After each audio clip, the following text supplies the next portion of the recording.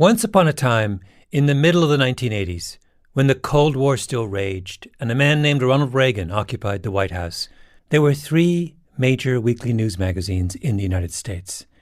Time magazine was number 1, with millions upon millions of copies in circulation. Newsweek was number 2. And what news magazine came in 3rd place? A sleepy little publication based in Washington, D.C., known as U.S. News and World Report. One of the magazine's managing editors in those years, Peter Bernstein, remembers the day when everything changed. It was a very exciting time, because Mort had just taken over. There were a lot of people buzzing around. Mort being Mortimer B. Zuckerman, a Canadian billionaire who bought U.S. News and World Report with dreams of becoming a media baron. There were a ton of really good ideas sort of in the magazine, and I think it's fair to say our feeling was that the execution could have been a lot better. And one of the things we wanted to do was distinguish ourselves from Time and Newsweek because we were the 3rd. And how do you distinguish yourself if you're always coming in 3rd? If a Canadian billionaire with visions of grandeur is breathing down your neck, you do something audacious. You create something that no educated parent could possibly ignore. A scheme to examine every American college and university and rank them from top to bottom. We were looking to reinvent the magazine, and the college rankings became part of that. So Bernstein and his colleagues began collecting a mountain of statistics on the universities and colleges of the United States. To make sense of those numbers, they came up with an algorithm, a secret algorithm that could assign every school a score of 1 through 100, regardless of its size or mission or complexity. An algorithm to capture the elusive quality of academic excellence. Finding those points of data and putting them into a ranking, as you can appreciate, is a complicated task. Yes.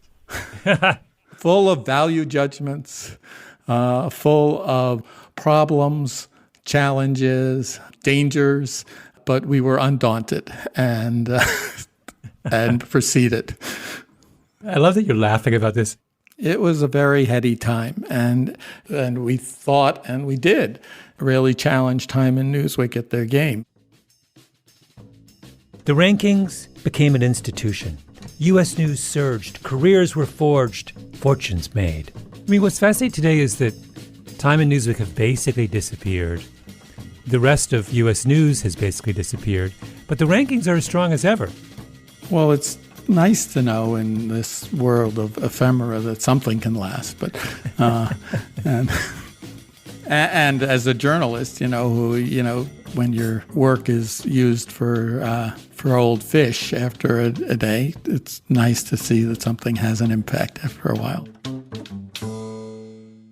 Peter left U.S. News long ago, but he and his colleagues had added something new to the American academic calendar. Beyond freshman week, finals, commencement, there's now the day the new rankings come out.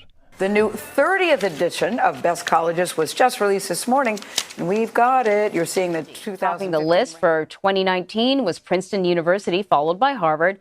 Tied for attention scholars, America's best colleges have been revealed. The U.S. News and World Report is out with its annual list, and we've got the inside scoop on how... The algorithm that's developed is undergoing a constant state of evolution over the years. How often are you tweaking it? I thought you might ask about this. I did go online and look at it, and I was glad to see they are tweaking it on a regular basis, at least if you look at their methodology. And of course, they've also been reacting to competition. A lot of people have been critical of the rankings and whether this methodology, That's it. Peter, that is like the textbook definition of a Freudian slip. You're talking about your brainchild and you refer to it as mythology. Come on. That's true. I couldn't have come up with that one consciously. At what point did the U.S. News methodology become a mythology? Let's find out. My name is Malcolm Gladwell. You're listening to my podcast, Revisionist History, about things overlooked and misunderstood. In this episode, I ask, how is it that a promotional gimmick from the 1980s turned into a fetish object for American higher education?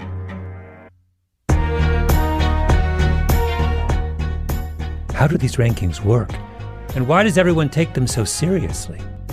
We're going to launch a revisionist history investigation, one that will take us to all kinds of strange places, to the bond markets, to Portland, Oregon, to New Orleans. We'll meet a mysterious college administrator who asked to be identified only as Dean, as well as a band of hackers who agreed to join our cause. All right. So we're ready to go. This is very exciting. Now, before we start, can both of you guys introduce yourselves? So I'm Kelly McConville, and I'm Assistant Professor of Statistics at Reed College. I'm Huaying Chu, and I'm an international student who is currently studying at UNC's grad school. So these are some of my accomplices, and here's why I needed them. U.S. News will tell you what variables they use to determine whether a school is good or mediocre, but they won't disclose exactly how they combine those variables into a score. I mean, why would they? It's their secret sauce. They charge $40 a year for premium access to their findings. This is a big business. So I figured my only chance at really getting under the hood of the ranking algorithm was to find out if anyone had, in effect, hacked the algorithm. And it turns out someone had. It was a group of students at Reed, a small liberal arts college in Portland, Oregon, under the leadership of their professor, Kelly McConville. Tell me how on earth this whole project of looking at U.S. News rankings, how did it begin? So I teach a course called Statistics Practicum, and in that course, the students complete a semester-long empirical research project, and I solicit those projects and the data from other Reed faculty and staff. Every year, U.S. News asks for a lot of data from schools, but the Reed administration had stopped supplying that data. They decided they didn't believe in the rankings anymore. But still, the magazine kept generating a ranking for Reed anyway. And someone in the Reed administration came to Kelly McConville and said, "Ever since we dropped out, our U.S. News ranking has plummeted. We think they've been punishing us. Can you double-check their math?" That was our task. We were tasked with recreating the model and then seeing what our ranking would be if we did supply our data. Yeah. So tell me, the two of you, walk me through, how does one go about conceptually trying to answer this question? They use a model that's called a weight and sum model. That means they take about 20 or so different factors about a school, like class size and graduation rates. They weight each of those factors based on how important they think the factor is, and then they sum up all those pieces and then calibrate it so that the highest score is at 100. And then based on those scores, they rank a school. The Reed team had to build their own version of the U.S. News algorithm from scratch, trying to get as close to it as possible. We grabbed all the variables we could from open government sources, and we built a model that isn't trying to recreate the U.S. News weight and sum model. Instead, it's just trying to predict the U.S. News score of a school with a high degree of accuracy. Huaying, how close did you get? I'll say fairly close. The only school that's outside of like a reasonable range of predicted score in the test set is Reed. Oh, really? And all other schools are like within a reasonable prediction interval of their scores. Meaning, the Reed students' identical twin algorithm is so good that when they run their rankings of American colleges, their list looks almost exactly like the U.S. News list, with one exception: Reed College. Wait, so they were messing with you? Based on our finding, it seems reasonable they did something. In 2019, U.S. News put Reed in 90th place. Where do you think you should be ranked? 36th? Oh, wait, what? That much of a difference? Yeah. That's bananas. Oh my. They really did a number on Reed. Now, we don't need to go much further into the ensuing beef between Reed and U.S. News. The magazine calls the undergraduate's analysis, quote, inaccurate. But just imagine my joy when I ran across Hua Ying's analysis. Here I was searching for some way to understand the secret algorithm cooked up by Peter Bernstein and his pals back in the 1980s, and lo and behold, a bunch of undergraduates at Reed College had cracked the code. And were they motivated to help me? Absolutely, because U.S. News dissed their school. My first question to Kelly and her team was, where should I start? And they said, start with a little something called the peer assessment score. Can you give me a more precise sort of statistical sense of just how important is it? Okay, so we find that the peer assessment score has the largest effect. So it has a coefficient of 6.58. In other words, if you hold everything else constant and you increase the peer assessment score by 1 unit, your overall score will increase by 6.58. The peer assessment score was at the heart of the U.S. News secret sauce, a measure of reputation, one of the most powerful elements in the whole ranking system.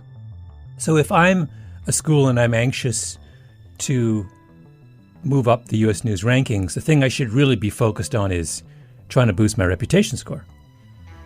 Yeah. Yeah. I had my marching orders, and I knew where I had to go next. To the guardian of the U.S. News gates, the dragon at the mouth of the cave, Robert Morse.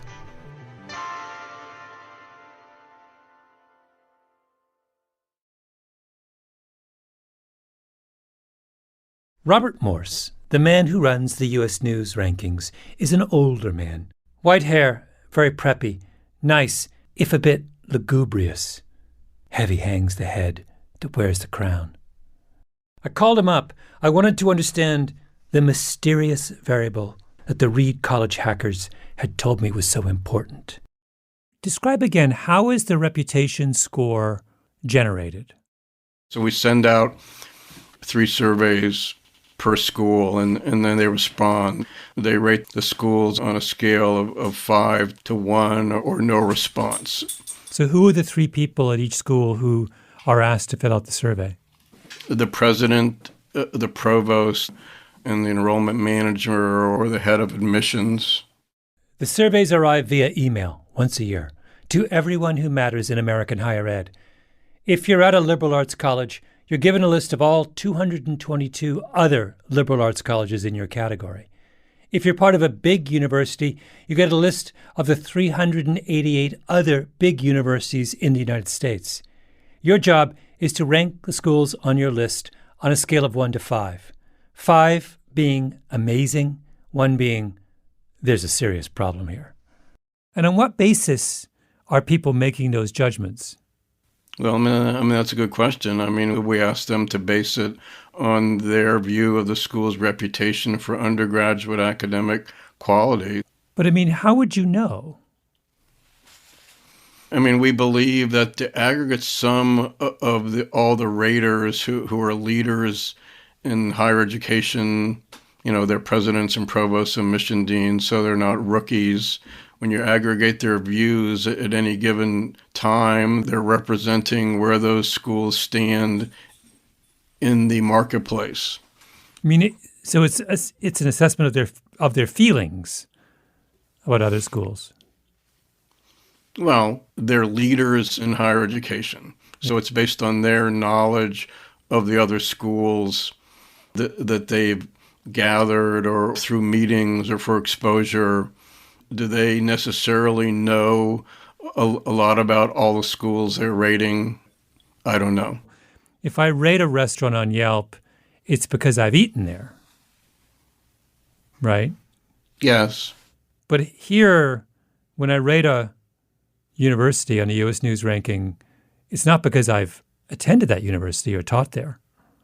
It's just... Well, you may have. We shouldn't say that you didn't. But if you're saying, have the people who rated the schools been on every campus or taught at that school or know in depth their course catalog? No. Do some of them have greater degrees of knowledge about the schools they're rating? Yes. Do some of them have lesser degrees of knowledge? Yes. So I think it varies from having substantial knowledge to far less knowledge. In my naivete, I had imagined that there would be some level of rigor to this crucial variable in the U.S. News weight and sum model, a methodology that I could study, analyze, learn from. But Morse wasn't being very helpful, so I tried to draw him out. I mean, I was fascinated that there's a little clump where BYU, Brigham Young, Yeshiva, and Gonzaga are all ranked right in the same, roughly equally, in the national universities rank. So a Mormon school, a conservative Jewish school, and a Jesuit school. And I was trying to think, what does the rabbi who runs yeshiva know about Brigham Young? And what does the Jesuit priest who runs Gonzaga know about yeshiva? And no, I mean, it's a good point.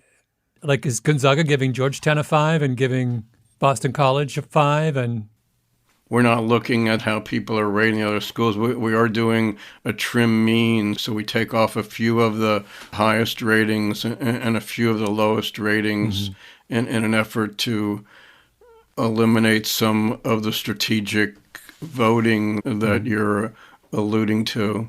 Well, I don't know if that's strategic voting. I'm wondering if it's just that if I'm president of Gonzaga, I'm powerfully motivated to believe that the Jesuit education is the best education out there. So when I look at Georgetown, I think they're doing the right thing. And when I look at Yeshiva, I say, where's the New Testament? Why are they not using the New Testament? I mean, this is just natural human biases. I just don't know what they have to do with the quality of the institution. Well, I don't have a different answer. Devoted listeners of Revisionist History will remember how years ago I fell for Rowan University in New Jersey. I love Rowan. But Rowan is ranked 187th in the National Universities list.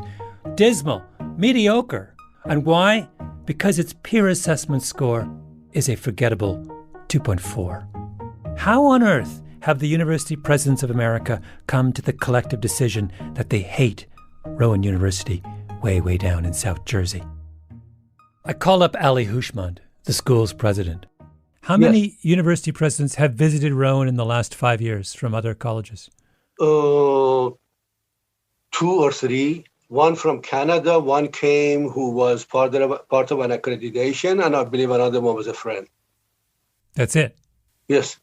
So when they're giving you a score, on what basis are they using for giving you? How do they know anything at all about Rowan? Again, I don't know. I can only speak for myself. I can assure you that I really don't know much about the institutions that I'm asked to rank or score. I just don't have enough tools. Now, it's not like university presidents don't know anything about grading. They were all teachers themselves once. But when it comes to grading schools, it seems like they might just be mailing it in. Next, I called up the head of admissions at a major university. You've heard of it, trust me. But I can't tell you what it is.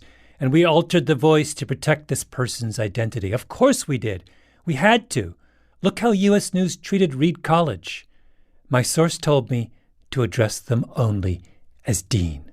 I am certain that I am far more qualified to be a member of the Baseball Writers Association of America and vote on the Hall of Fame than I am to assess other institutions for the U.S. News and World Report. Yeah. I proposed to Dean that we do an exercise. I'd name a school at random, and then the two of us would try to peer assess it. Florida State. Never been there. Have you been there? I've not been there. I think 3.2. Syracuse. Yes.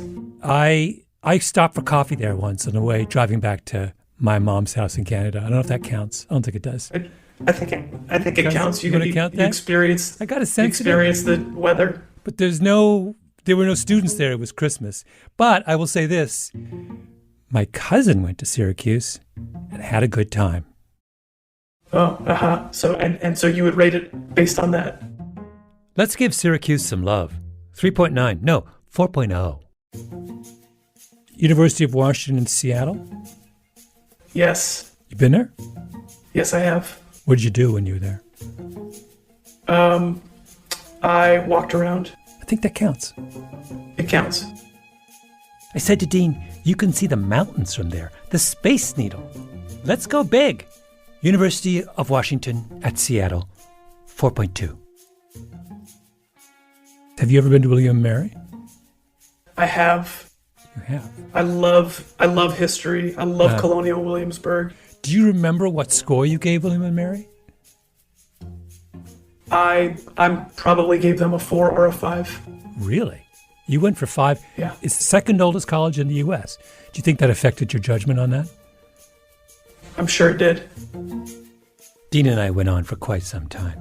We had a long chat about Southern Methodist University in Dallas and whether or not the great football team the school had in the 1980s should count in their favor. Dean said no. I said yes. Now, was all this a helpful exercise? Not really. But then again, neither was my conversation with the wizard of the rankings, Robert Morse. One suggestion that has been made to me by people who do the rankings is that the thing they rely on to make their reputation scores for other universities is the only source they have of reputation scores for the other universities, which is the previous year's U.S. News rankings. Is this circular? If they're telling you that, then that's not our expectation of how people are doing their ratings versus looking at the ranking table and looking at the score. We believe that there's more thought going into it than that. Mm-hmm. But we haven't done any kind of social science research to prove or disprove that point. You haven't done any. Right. Yeah. They haven't done any social science research. Only one person gave me much insight into the mechanics of the peer assessment score, and that was Ali Hushmand, president of Rowan. His advice was, you have to take matters into your own hands. So what does he do? He makes his own hot sauce, and he told me that Rowan sends out free samples to every college president in the country. That's not true, really? He did. He did. At least the fellow presidents now know that I make hot sauce. Whether that will help me in terms of scoring, I hope so. Yes. Wait, I want to know about your hot sauce. What kind of hot sauce do you have? Oh, I make serious hot sauce, but I actually grow from seeds all the way to the packaging. And there are 3 levels of heat. Uh-huh. The lowest one is called Ali's Nasty, which is kind of mild. And then the one next to it with habaneros as a heat is called a Nasty Delicious. Uh-huh. And then the one with Carolina Reaper is called Nasty Vicious. And I will send you a package. The Nasty Vicious can get you. But this isn't going to help your cause. This is going to hurt your cause. If you're giving some university president in the middle of the Midwest happens to have a little bit of vicious, they're going to curse your name. They probably will. But I figured that no publicity is a bad publicity. Did I try the Nasty Vicious? Oh, yes, I did. On a scale of 1 to 5, 5.0.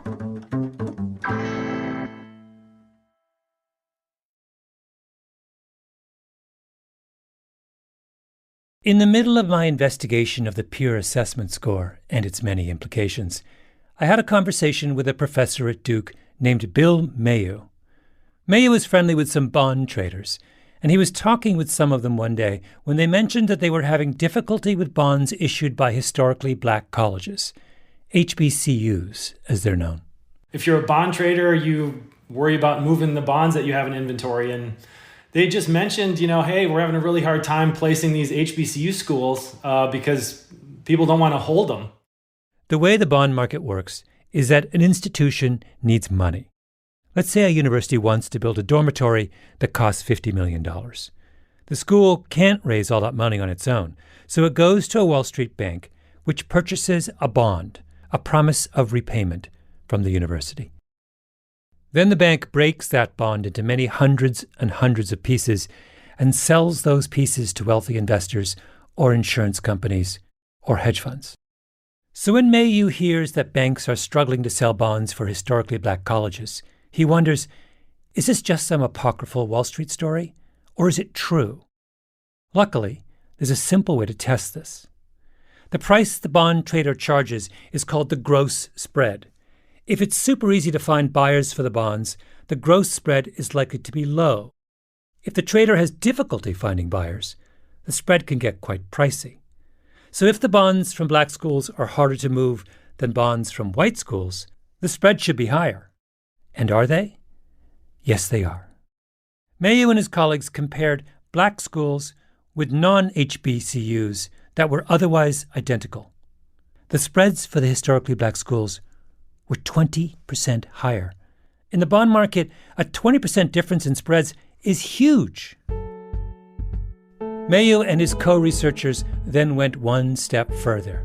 They zeroed in on 3 states in the Deep South. And those 3 states were? So those are Louisiana, Mississippi, and Alabama. And what's the difference in spread in those states? Not 20%, 37%. Mayhew and his colleagues have given us a scientifically rigorous measurement of just how much of a burden black institutions face in the real world. You've put a number on reputation. What is the reputational cost of being a school that overwhelmingly accepts and educates black kids? In Louisiana, the reputation cost is 30%. That's one way to think about it, but I would say it's the racial component of reputation. A spread is a reputation score, isn't it?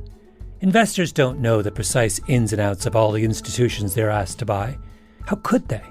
There are literally hundreds of thousands of bonds on the market at any given time. So the investors proceed on a feeling about how worthy and how safe and how legitimate the institution getting the loan is. You see a black school and you say to yourself, I don't value that HBCU quite as highly as the white school across town. So you give the black school a discount, which is what prejudice is, by the way, a discount. The black life does not matter as much as the white life. And who are these people imposing a discount on black schools? They're wealthy, successful people who are simply checking a box. I like this bond. I like this one a lot. I don't like this one. They are, I suspect, not a whole lot different from the college administrators who assign a number to their peers for the U.S. News rankings every year, motivated by the same unconscious biases. I like this school, 4.2. I like this one a lot, 4.5. I don't like this one, 2.4, even though I don't really know anything about it.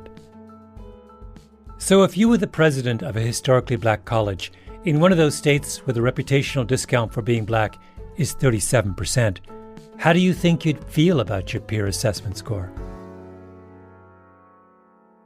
I thought I'd call Walter Kimbrough, president of Dillard University, a historically black college in Louisiana.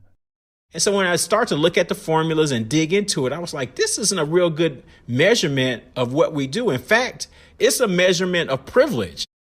Dillard's reputation score is 2.6. That's not good. You can't ever get to the top of the U.S. News rankings with a peer assessment score of 2.6.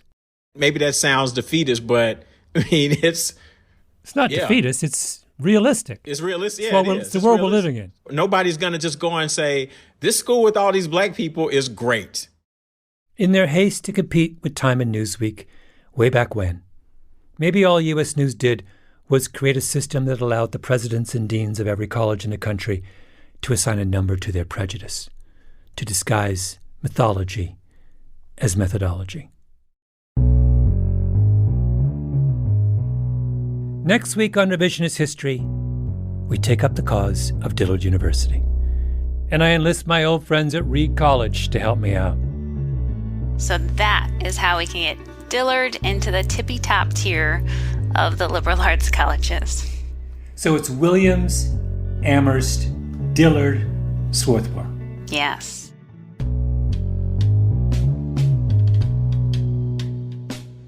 Revisionist History is produced by Mia LaBelle, Lee Mengistu, and Jacob Smith, with Eloise Linton and Anna Naim. Our editor is Julia Barton. Original scoring by Luis Guerra, mastering by Flawn Williams, and engineering by Martine Gonzalez. Fact-checking by Amy Gaines. Special thanks to the Pushkin crew, Hedda Fain, Carly Migliori, Maya Koenig, Maggie Taylor, Eric Sandler, Nicole Morano, Jason Gambrell, and of course, Jacob Weisberg. I'm Malcolm Gladwell.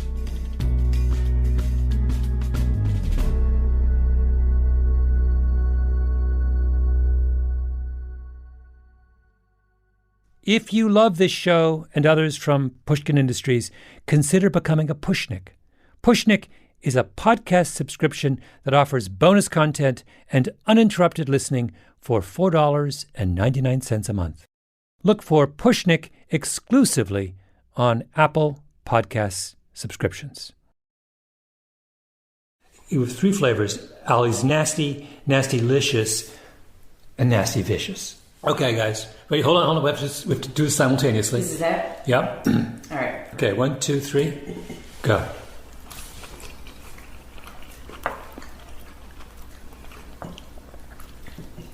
Oh, I like that. That one's hotter. It comes on It's slow and good. steady. Oh, it does, doesn't it? It's spicy. Go Ollie! Go Ollie! This is really good. It's good. Hold on. I'm... You okay? It's very spicy for a very long time. Guys, it's not hitting me as hard as it is. I'm taking a second bite. It's spicy though. Martine's struggling. By the way, where's my Harvard hot sauce? I don't see any Harvard hot sauce. No one's sending me hot sauce from New Haven, are they? No.